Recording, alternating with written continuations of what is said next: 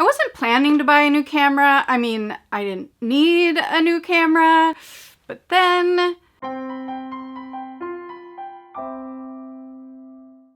Okay, so my plan for 2017 was to just keep shooting on my 5D Mark IIIs for photography and to get a dedicated video camera like the Sony a7S II and really start to beef up the video side of my camera bag. Well, I rented the Sony last fall and I wasn't super happy with the color. And so then I was talking to a friend and we were talking about video, and I discovered that the 5D Mark IV has some of the features that I was looking for in a dedicated video camera. So that set me on a path to buying a new camera. Another big factor in my decision to upgrade was the fact that both my 5D Mark IIIs have over 170,000 clicks on them. And that means that there's a good chance in the next year I'm probably gonna have a shutter failure if I keep shooting as heavy as I do, and yes, I'm a heavy shooter. So the final thing that pushed me over the edge to buy the 5D Mark IV was that I had a big commercial shoot coming up for a company called Farnam. If you're a horse person, you know the brand name Farnam and that they're a great company that makes horse care products, and I just wanted to be on my A game. And so I pulled the trigger and I bought a 5D Mark IV, and I am so glad that I did. This is not a technical review because there are literally thousands of technical reviews on this camera. If you want to know all the ins and outs and how to set up the menus and all of that stuff, just go to YouTube, type in 5D Mark IV. I did, and that's how I learned what I needed to know to get going with this camera. What I would like to share more is just the experience of using it and then the results. And the results are what really matter to me. So I want to share first about the experience of actually using the camera. And the first thing I noticed when I picked it up and took the first frame is how quick it is. It's very responsive. So I pick it up, I focus, boom. It's just so fast from the pushing my finger down to the taking the picture. And I really thought the 5D Mark III was like as fast as it could get, but the Mark IV is just a little hair faster. Speaking of the shutter click, just the natural shutter sound, not the quiet one, not the silent one, but the just everyday shutter sound is quieter, and it just sounds nice. And maybe it's just that I like change, but it's just a nice sounding shutter. When I went from the 5D Mark II to the 5D Mark III, there was a massive jump in focus accuracy. Like so much that I had a hard time recommending anybody buy the Mark II, because I actually felt like I just wasn't good at focusing, and it turns out it was the camera. And I just remember thinking, oh my gosh, my world is gonna change, I'm gonna have so many more images in focus. Well, I kind of feel like the 5D Mark IV is another jump, almost as big.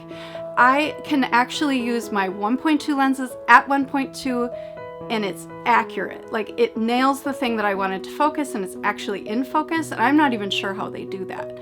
But on top of that, the images that I get out of it are just so crisp. Like, it's not just in focus, but it's sharp. And I love sharpness. I mean, I'm not like a sharpness Nazi where I'm like, oh, it has to be everything tack sharp, tack sharp.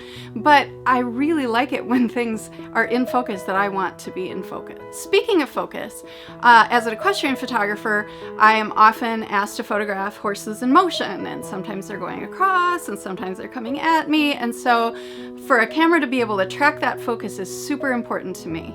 And when I got home from Arizona and I downloaded images of horses being ridden in dressage and reining, and I saw how many images, one after the other, where it was in focus, where the camera tracked accurately, I was so happy. Because you know how it is sometimes when you have this shot and you think, oh, this is an amazing shot, and you pull it up in your computer, you're like, wah wah.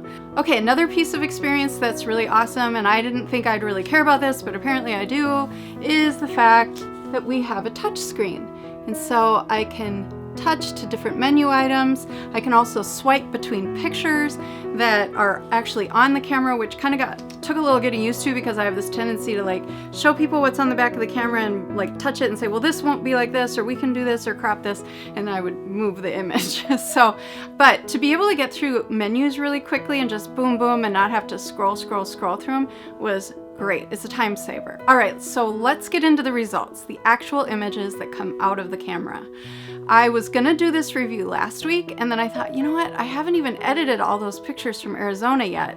And we had so many different lighting situations and people situations and location situations that I felt like I really needed to get all those images through Lightroom so I could talk like in depth about the resulting images and what I love about them.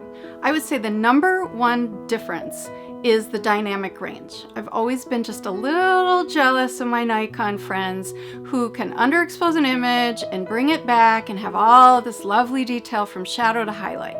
And I've tried that with my Canons, but there are times when the file just falls apart with noise. And now I feel like I can join the club. And I was mostly exposing the way I've done before, but a couple of times I underexposed either on purpose or by accident, and I was utterly amazed at how much detail can be recovered in these images.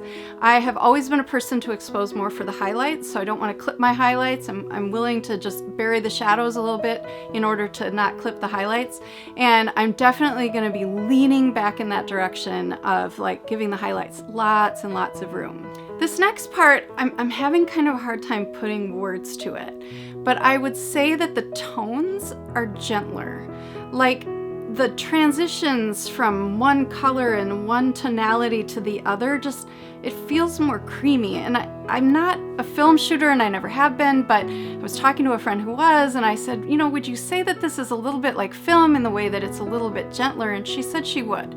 And I just feel like, I think it's related to that dynamic range where there's just so much more to work with in the file as far as color and exposure, and it's just, they come out creamy, and I really like creamy. One of the things that I've always done when I've imported images from the 5D, the 5D Mark II, the 5D Mark III, really any Canon camera that I've ever imported images from, is I move the red towards magenta and I desaturate it a little bit. And that's because Canon files have always had a bit of a magenta cast that I thought was not really that nice to skin tones. And so I had to make that adjustment. Well, when I started to import my 5D Mark IV files, I realized they were all coming in really green because I brought them in initially with the same profile preset that I bring in my 5D Mark III images. And so what I did was just reset that. I just went back to 0 on red, you know, just boom, same saturation, same, you know, whatever the camera says. And my images look wonderful.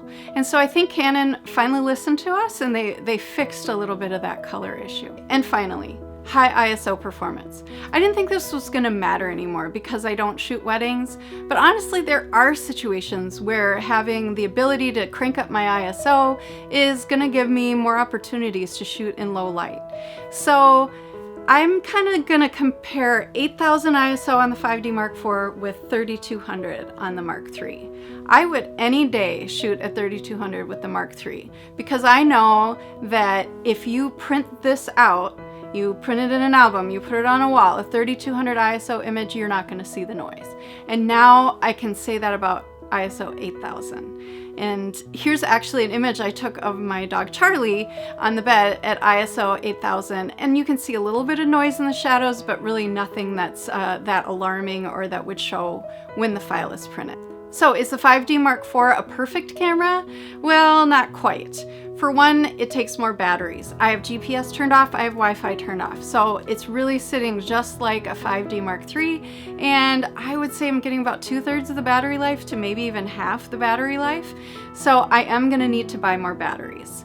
And second, and this just comes with the territory, the file sizes are bigger, so I fill up my cards faster. You know, it's just part of the game. You upgrade the camera, you have to upgrade a lot of other things, you know, hard drive space and memory cards and all of that kind of stuff. So is the Canon 5D Mark IV a good camera for equestrian photography? Absolutely. I think it's a good camera for any kind of photography. I think it's a worthwhile upgrade. It's not cheap, and so that's probably going to be the biggest barrier to most people for buying one of these cameras. But if you can swing it, I don't think you would regret it. Before I go, I want to give a quick shout out to Martha from Farnam for shooting some behind the scenes footage during our shoot in Arizona, and also ask if you like this video and you want to see more, hit the subscribe button below.